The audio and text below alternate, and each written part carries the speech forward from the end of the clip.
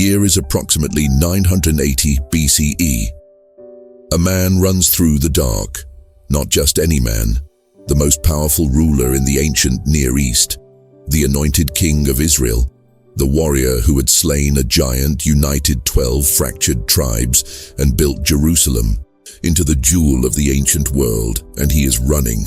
His sandals tear against the jagged limestone of the Judean wilderness. His royal robes, heavy with dust and grief, drag behind him. His beard is wet, not with water, but with tears. Around him, a broken procession of loyal servants, weeping women, and battle-hardened soldiers moves in broken silence. Some of them cover their heads in the ancient gesture of absolute shame. Some of them weep openly without restraint because there is no protocol left, no court etiquette, no throne to bow before. The throne has been stolen, and the man who stole it is his own son.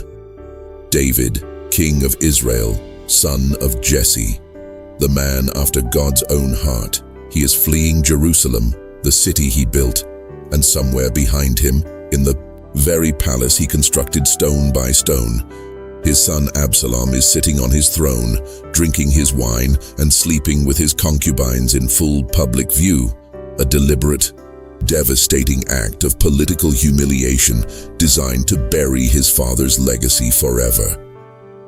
This is not a story of kings and crowns. This is a story of a father's shattered heart. And out of this shattering, one of the most profound prayers in all of human history was born. To understand Psalm 3, you must first understand the man who wrote it. David was not born great. He was the youngest of 8 brothers, born in Bethlehem, a small, unremarkable agricultural town in the hill country of Judah. His father Jesse did not even think to summon him when the prophet Samuel came to anoint a new king. He was in the fields, tending sheep, overlooked, forgotten, the invisible son. But God saw what men could not. And from that obscure field in Bethlehem, David's life became one of the most extraordinary journeys in ancient history. He killed Goliath of Gath, a Philistine warrior of terrifying physical stature, armed with nothing but a sling, 5 stones, and a ferocious, unshakable faith. He became a military commander under King Saul, winning battle after battle until the women of Israel sang songs in the streets. Saul has slain his thousands and David his 10,000s. Those words earned him a king's jealousy. And for years, David lived as a fugitive, hiding in caves, sleeping in deserts, evading assassination. He built a band of warriors out of the desperate and the indebted, men who had nothing and therefore feared nothing. Eventually, after Saul's death, David was anointed king over all Israel. He captured Jerusalem, the ancient Jebusite fortress, city, and made it his capital. He brought the Ark of the Covenant there in a procession so joyful that he danced before it with complete, unself-conscious abandon. He wrote hundreds of songs and prayers. He was a poet, a musician, a general, a statesman, and a man of deep, sometimes agonizing spiritual intimacy with his God. But David was also deeply, profoundly human. He committed adultery. He arranged a murder. He failed as a father, repeatedly, catastrophically, fatally. And the consequences of those failures came back to him like a slow-moving storm that would eventually swallow him whole.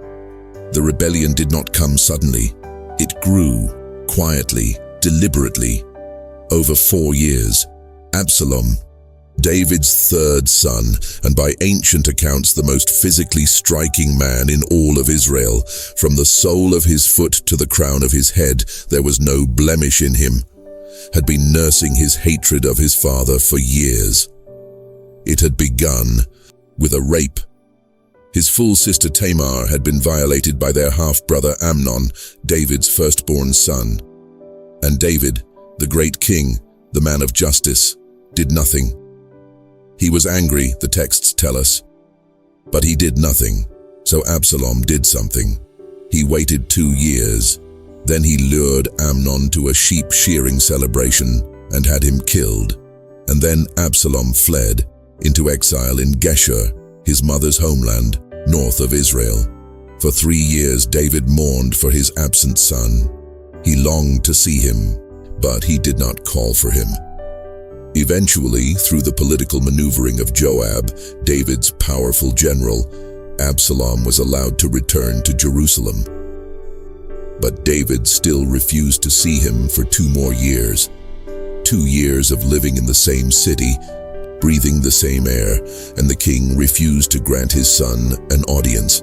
When the reconciliation finally came, it was cold, formal, and too late, because Absalom had already decided.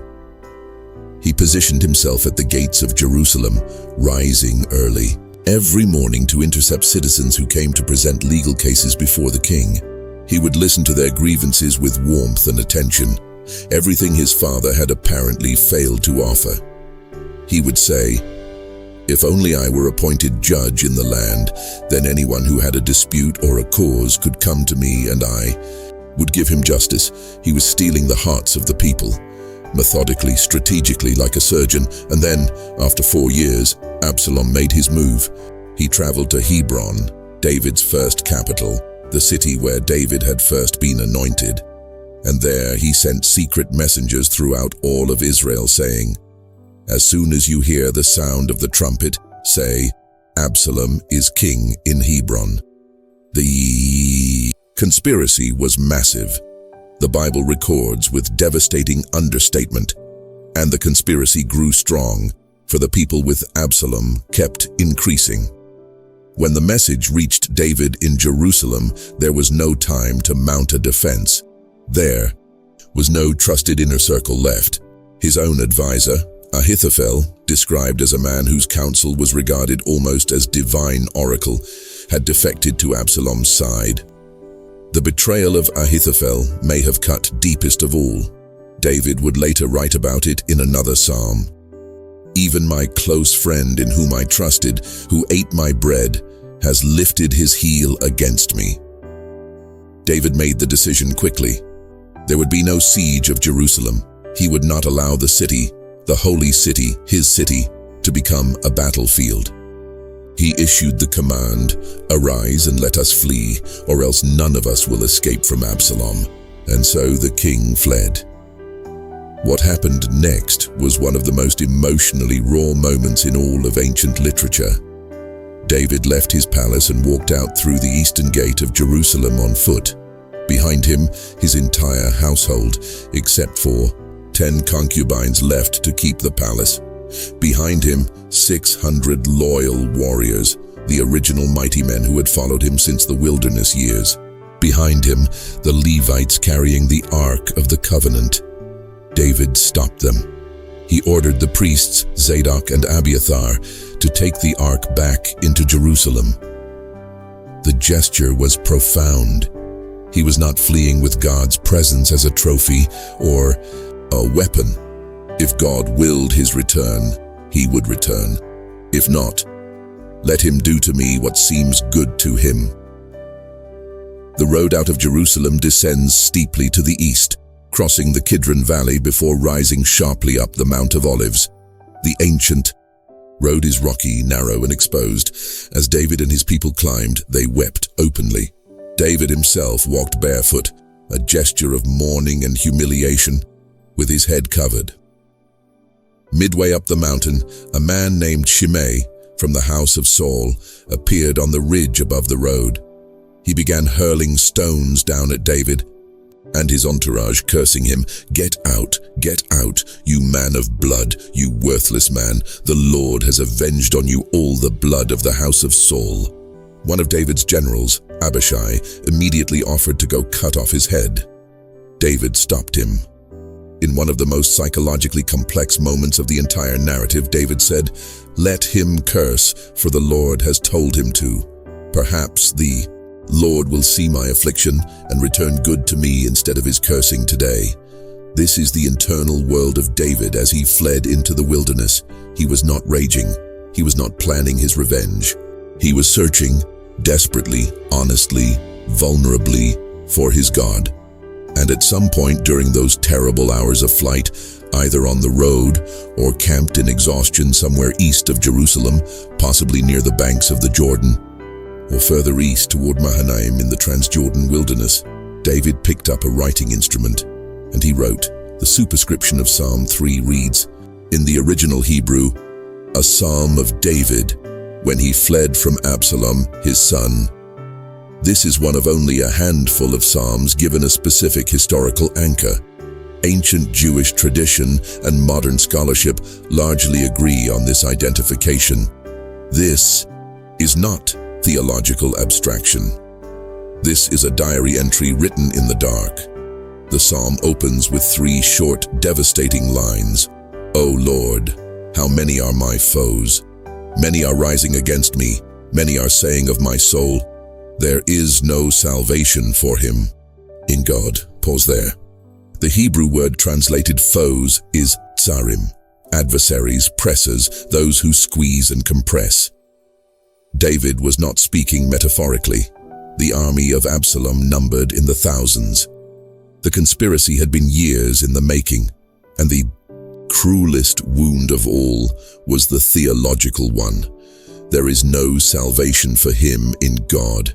His enemies were not just attacking his body and his throne, they were attacking his identity. His entire claim to legitimacy rested on his covenant relationship with God. Ahithophel, the man who knew David's God talk most intimately, had defected and was now counseling the enemy. David's spiritual credibility was being publicly dismantled. There is no salvation for him in God. It is possible these were literal words spoken aloud in the streets of Jerusalem as Absalom entered in triumph. It is equally possible David had internalized them in the dark of his own soul. That midnight voice that arrives when everything falls apart and asks, did you really think God was on your side? But then, the pivot. But you, O Lord, are a shield about me, my glory, and the lifter of my head. In ancient Near Eastern culture, the image of a shield was not merely military. The king's shield was his divine protection, the visible symbol that heaven stood between him and destruction. Mesopotamian and Egyptian royal texts frequently describe their gods as shields before their kings in battle. David was invoking that imagery, but he was doing something even more intimate. The lifter of my head.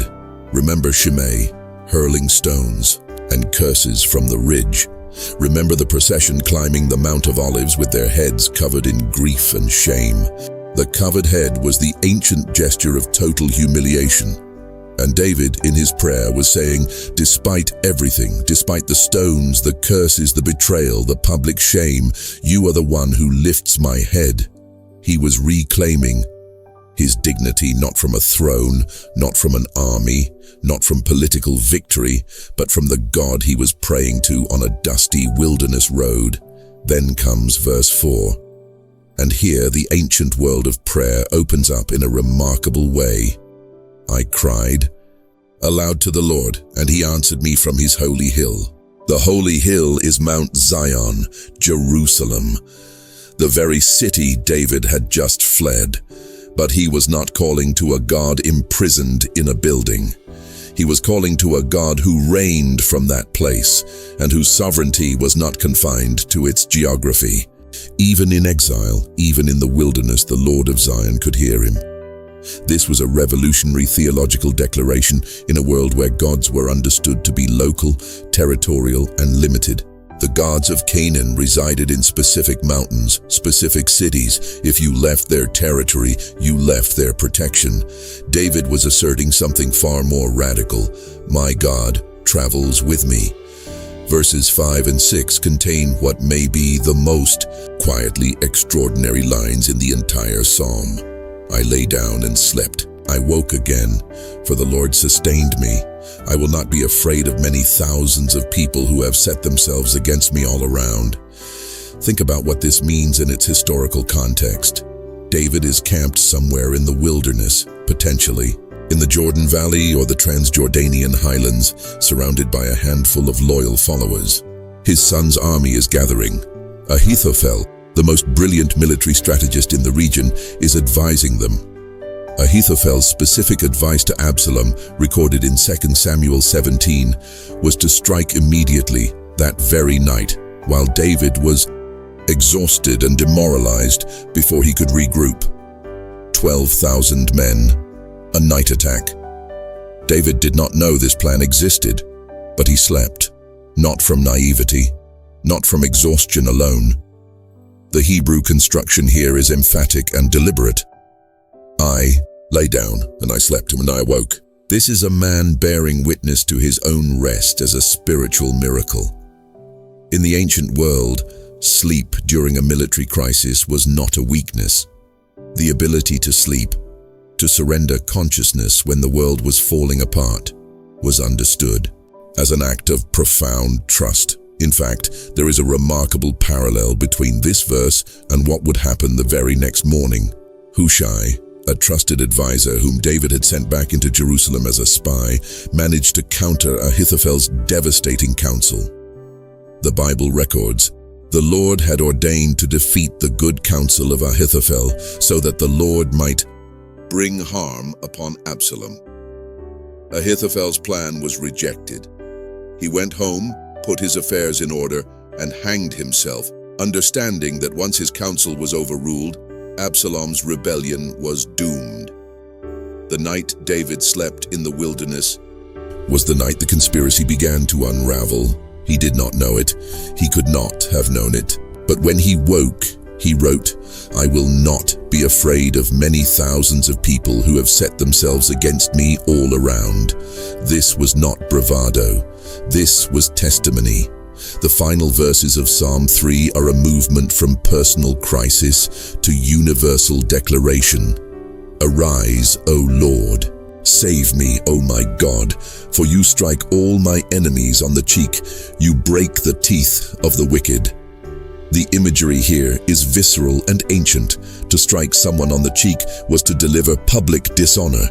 It was a gesture of judicial punishment, of removing someone's social standing. To break the teeth was to render an enemy permanently incapable of devouring.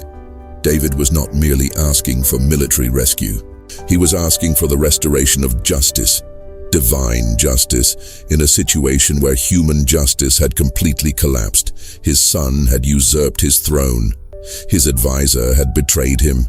His people had followed the traitor. There was no earthly court that could adjudicate this. The only appeal left was upward. And then the psalm ends with something almost breathtaking in its scope. "Salvation belongs to the Lord. Your blessing be on your people." David began this psalm saying, "Many are my foes." He ends it saying, "Your blessing be on your people." He began as a man in personal crisis. He ends as a king, as a shepherd king, praying not just for himself, but for the very nation that had largely abandoned him. Even fleeing in the wilderness, he was still interceding for Israel.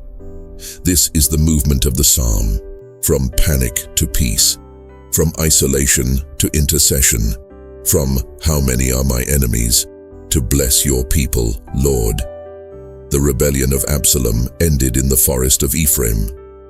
David's generals, Joab, Abishai, and Ittai, divided his army into three forces and met Absalom's forces in battle. The terrain worked against Absalom's larger army. The dense forest was treacherous, and the Bible records that the forest devoured more people that day than the sword devoured. And Absalom himself, riding on a mule, his famous hair caught in the low branches of an oak tree, was left hanging in the air while his mule ran on. Joab, defying David's explicit command to deal gently with the young man, drove 3 spears into his chest. The rebellion was over. When the news reached David at Mahanaim, where he had established his temporary headquarters, the Bible records one of the most heartbreaking passages in ancient literature. He did not celebrate. He did not call for wine. He went up to the chamber over the gate and wept, and as he wept he said these words, "O my son Absalom, my son Absalom, would I had died instead of you, O Absalom, my son, my son." The king had won, but the father had lost everything, David's return to Jerusalem was not triumphant. It was slow, complicated, and politically delicate. He had to carefully reconstruct his relationships with the tribal leaders who had supported Absalom. There were negotiations, apologies of a kind, and the deeply awkward reunion with Shimei, the man who had cursed him on the road, whom David promised to spare, though the grace was clearly strained. He crossed the Jordan River and returned to Jerusalem, not on a war chariot, but on foot, wading through the river with his people the way he had fled, as a human being, not merely as a monarch. The throne was his again. But he was never quite the same man who had left it. Psalm 3 is the first psalm in history to be given a specific biographical superscription. Of the 150 psalms in the Hebrew Bible, 73 are attributed to David, and of those, 13 carry specific historical notations. Psalm 3 is the first of them. The ancient rabbis considered this significant. Among all the crisis psalms David wrote, this one is placed at the front. It is the defining model of how a human being prays in the absolute worst moment of their life. The Jewish liturgical tradition incorporated Psalm 3 into the morning prayer service, Shacharit, specifically because of verse 5. I lay down and slept. I woke again. Waking in the morning is itself framed as a miracle parallel to David's survival. Every morning the worshipper recites this psalm as testimony that they too survived the night. In the Christian tradition, particularly in the early church, Psalm 3 was interpreted through the lens of crucifixion and resurrection, the sleeping and waking as a type of death and new life. The church fathers saw in David's flight from Absalom a prefigurement of deeper betrayal, deeper suffering, and deeper vindication. Augustine wrote about this psalm with particular intensity, noting that the shield about me was the protection of a grace that no human conspiracy could ultimately overcome. For 30 centuries, this prayer has been spoken in the dark. By Jewish communities fleeing persecution, by early Christians hiding from Roman violence, by mothers sitting in hospital waiting rooms at 3 in the morning, by men who have lost everything, jobs, marriages, reputations, and find themselves climbing their own metaphorical Mount of Olives, barefoot, head bowed, surrounded by voices saying, "There is no salvation for him in God." What makes Psalm 3 permanent is not its poetry, though its poetry is extraordinary. What makes it permanent is its honesty. David did not sanitize his prayer. He began with raw, unfiltered acknowledgement of how bad things were. Many are my foes. Many are rising against me. Many say there is no help for me. He counted his enemies. He named his terror. He did not arrive at faith by pretending the crisis wasn't real. He arrived at faith through the crisis. The ancient Hebrews had a concept embedded deeply in their prayer tradition, lament as an act of faith. To cry out to God in anguish was not the opposite of faith. It was its highest expression. It meant you still believed someone was listening. It meant the relationship was real enough to sustain grief, complaint, and desperation. David's psalm is a lament that becomes a declaration. It is a night prayer that becomes a morning testimony. And the movement between those two poles, between "O Lord, how many are my enemies and salvation belongs to the Lord," is not naive optimism. It is not cheap comfort. It is the hard-won confidence of a man who had been in the wilderness before, who had hidden in caves before, who had faced enemies before, and who had, every single time, found that the God he cried out to in the darkness was still there when the morning came. There is a road that still exists in modern Jerusalem. It runs from the old city, down through the Kidron Valley and up the slope of the Mount of Olives. Archaeologists and historians believe this is almost certainly the same road David walked on that terrible night more than 3,000 years ago. The stones are different now, worn smooth by pilgrims and tourists, but the geography has not changed. The descent is still steep. The olive trees are still ancient. The view back toward the city walls is still heartbreaking in its beauty. Pilgrims walk it every year. Many of them have no idea that a broken king once climbed it barefoot, weeping, his head covered in shame, with his son's army at his back. But somewhere on that road, or in a camp beyond the Jordan, or in a sleepless hour before dawn, a man who had lost everything found that he still had something, not a throne, not an army, not a plan. Just the stubborn, aching, irreducible certainty that the God who had found him in the shepherd's field in Bethlehem was not going to abandon him in the wilderness of Absalom's betrayal. And out of that certainty, he wrote 8 verses that have outlasted his throne, his palace, his kingdom, and his dynasty. 8 verses that are still being recited, sung, whispered, and wept over in virtually every corner of the human world. David asked, from the road, "Lift my head," and somehow, across 30 centuries, through every translation and transcription and sung adaptation, those words still do exactly that. To every person who has ever had their head bowed down by betrayal, by failure, by the voices that say there is no help for you, this ancient king, running through the dark with his sandals worn and his heart broken, reaches back across 3,000 years of human suffering, and he says, "I know. I've been there. Keep going." Morning comes, Psalm 3:8 verses. One night, one broken king, one eternal prayer, written in the dust of the Judean wilderness, refined in the fire of a father's grief, and carried forward by 30 centuries of human beings who needed to be reminded that their God is a shield, that their God lifts heads that have been bowed in shame, that sleep is possible even when armies surround you, and that salvation, real, lasting, undefeated salvation, belongs not to kings or conspirators or clever advisors. It belongs to the Lord, and it always has.